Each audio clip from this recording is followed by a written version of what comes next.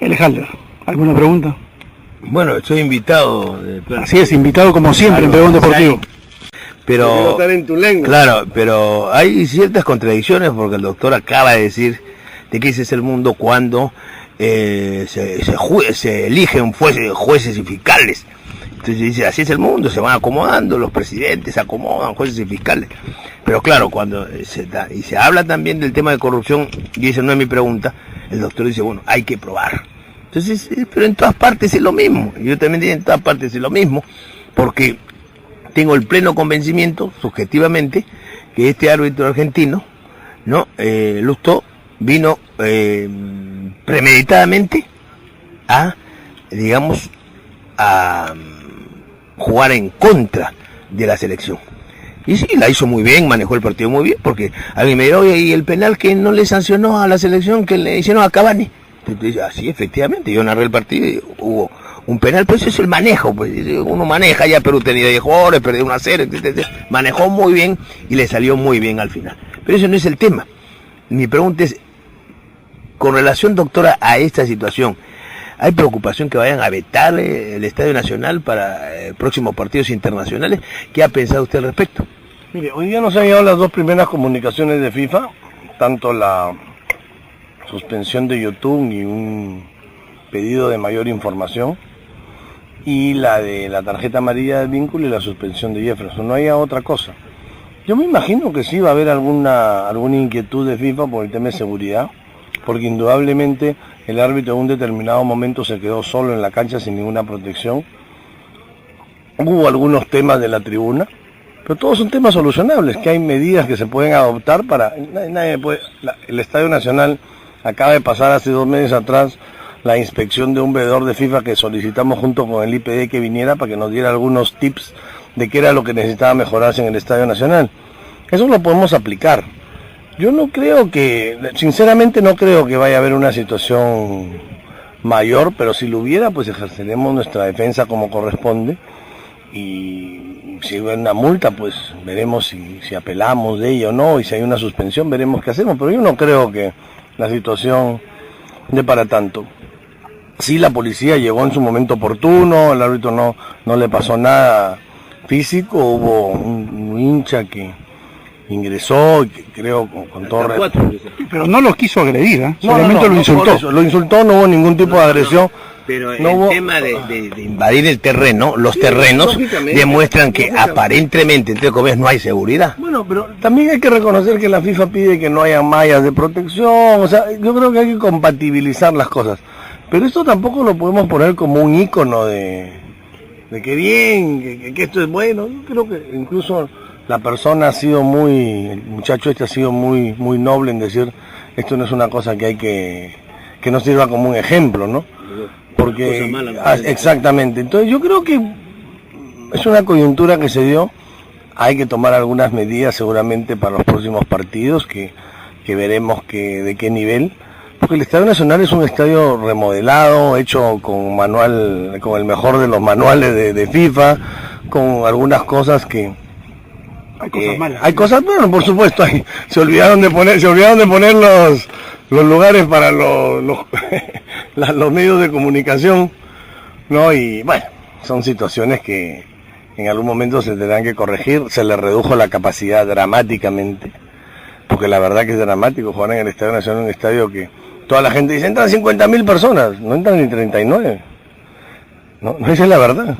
Entonces, claro, ¿por qué? Por un tema de seguridad y por mejorar el tema de lo que era que todo el mundo estuviera sentado, ¿no? Pero vemos que la gente no se sienta, pues la gente ya se acostumbró a estar parada en las tribunas, sobre todo las tribunas de populares, pero bueno, esas son las disposiciones de FIFA, y si aspiramos a hacer un Mundial Sub-20, como es la idea de la Federación en el año 2019, tenemos que tener estadios que tengan todas las...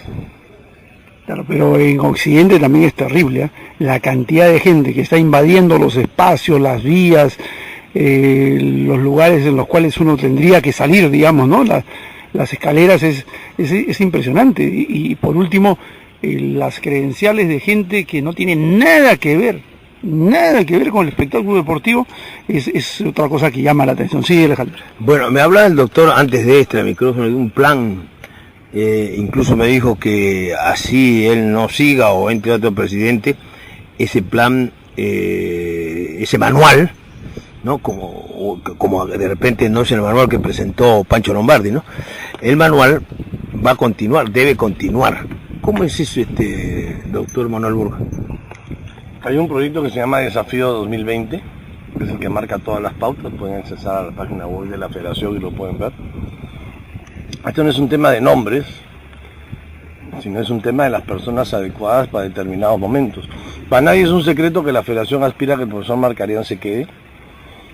Teníamos una estructura preparada que habrá que pulirla. Política deportiva. Política deportiva, exacto. Y ver el desarrollo. Hemos visto en esta sub-20 que llegaron 7 jugadores que habían pasado por todo el proceso de creciendo con el fútbol, Copa Federación, Reserva. Tal vez el más emblemático sea el chico de Vallejo, quien lamentablemente ha tenido que regresar de Europa. No, el chico, jugador que fue de Vallejo, que fue a jugar a Europa y ha tenido que regresar. ¿Y los Truso? No, de César Vallejo, que jugó en la sub-20. Ahorita se me dio el nombre.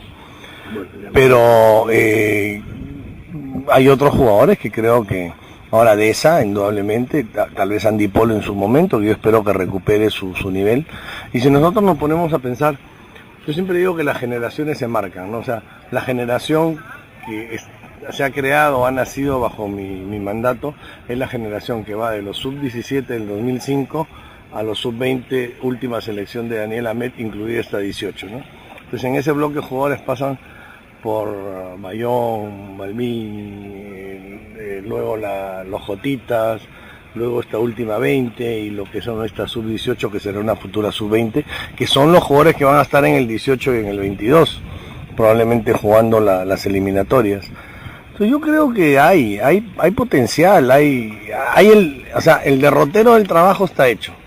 Ahora, las personas que tengan que llevar este trabajo adelante, indudablemente ya pasa por situaciones de índole administrativo, económico y eventualmente político para sus designaciones, ¿no? Yo recuerdo cuando Manuel Burga fue elegido por primera vez directamente en una elección presidente de la Federación, conversamos sobre un tema que era justamente este asunto de las divisiones menores, de cómo organizar el fútbol. Y en ese momento, y ahora mantengo yo la misma impresión, expresé mi preocupación porque la Federación no dictaba normas que tienen que ver con la organización del fútbol de menores. La respuesta que en ese momento yo recibí de usted, doctor Burga, fue que usted no podía intervenir en un tema que consideraba que era privado, que era un tema que correspondía a inversionistas tipo Cantolao, qué sé yo, y que por lo tanto la Federación no podía intervenir.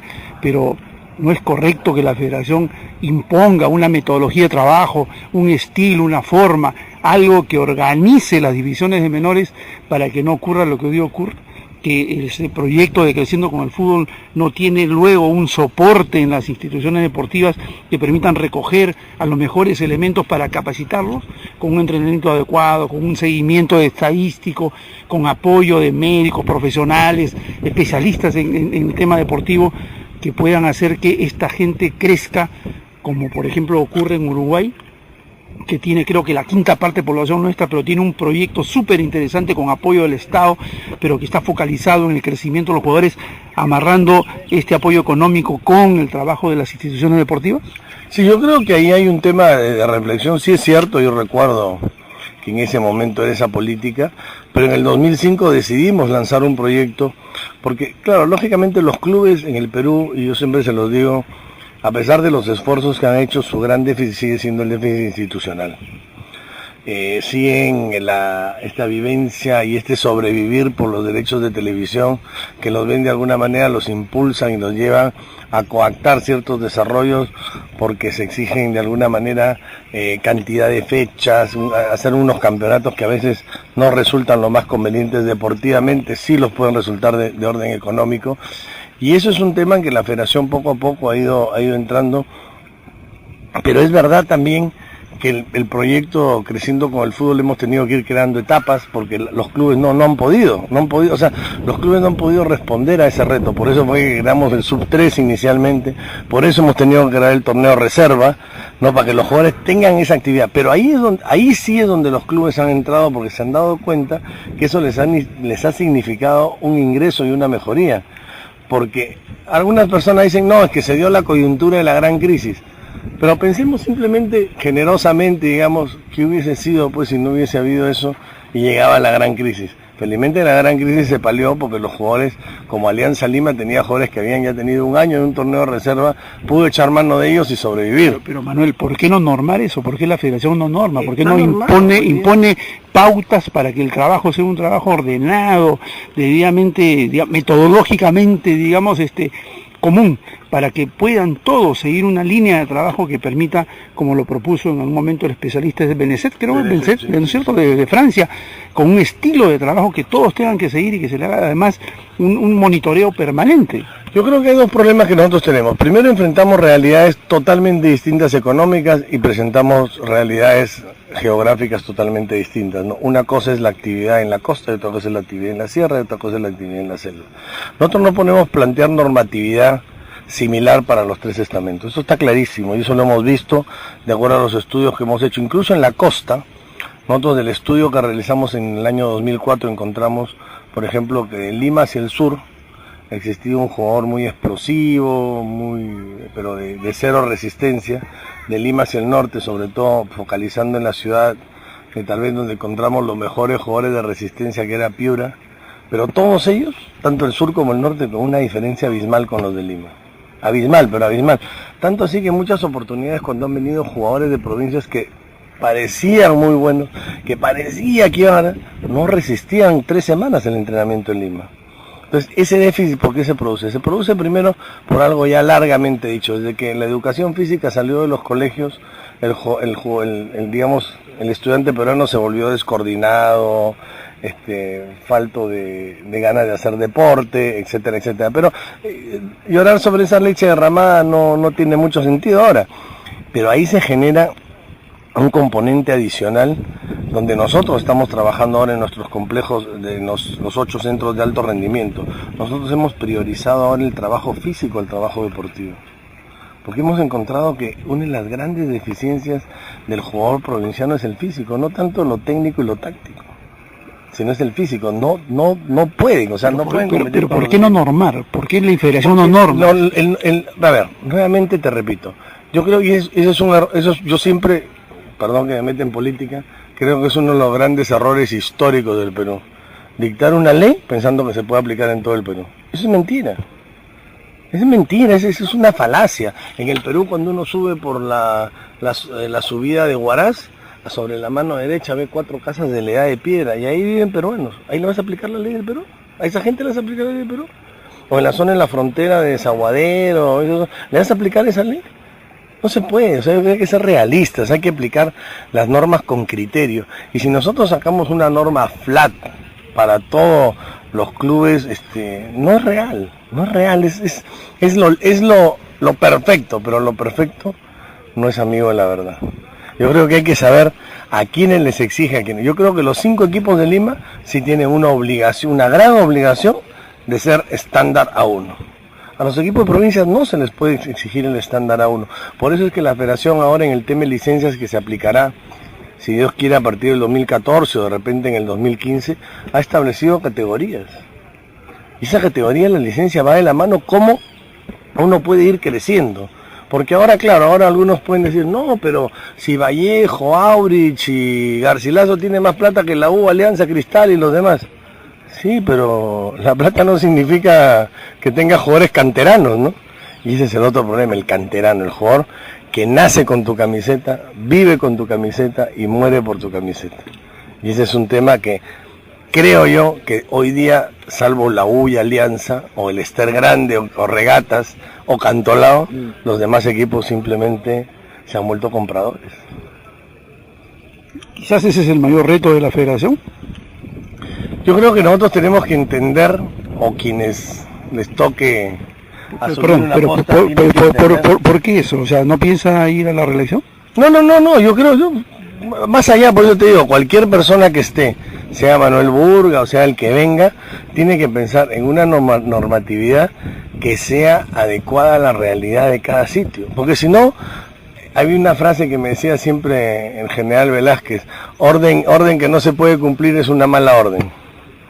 Entonces no hay que dictar órdenes cuando uno sabe que en la realidad de un lugar no es posible que se cumpla. Hay que saber, o sea, y eso es tal vez lo más difícil, ¿por qué? Porque eso inmediatamente genera el recelo y dice, a mí me obliga y a él no. No, es que a ti te obligo porque tú sí puedes, a él no lo puedo obligar porque no puede. Por eso, repito, es que el tema de las licencias es un tema escalonado. No es cuestión de plata, no es cuestión de que, ¿por qué yo estoy en la categoría 3 y dicen en la 4 si tienes más plata? No, tú estás en la 3 pues porque no solo, hoy día no tienes plata, hoy día eres misio. Pero tienes una infraestructura, una historia, un prestigio, una cosa. Yo no te puedo bajar a la categoría 4. Yo tengo que empujar a lo que los demás suban a la 3. Pero los demás que tienen hoy día plata, pero no tienen la infraestructura, no tienen historia, no tienen una serie de cosas que les permite también generar un equilibrio general.